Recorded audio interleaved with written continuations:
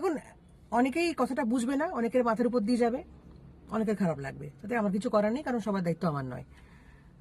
এবার গুরুত্বপূর্ণ কথা যেটা, সেটা হচ্ছে অনেকে বলছেন জীবের মধ্যে শিব, নরের মধ্যে নারায়ণ।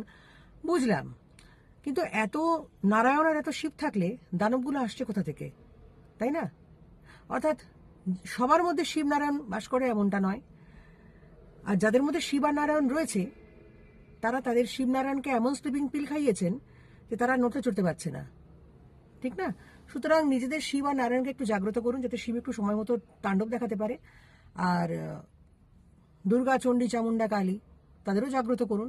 তারা হলে সার্ভাইভ করতে পারবেন না তো, কারণ ওই লজিক চলে গেছে। জীবে শিব, নরে নারায়ণ। সব ক্ষেত্রে তো নয়, যখন যেরকম তখন সেরকম। এবং অতিথিকে তো আপ্যায়ন করতেই হবে, তার মতো করে, সে যেমন বোঝে তার মতো করে। বোঝা গেল? Stay blessed.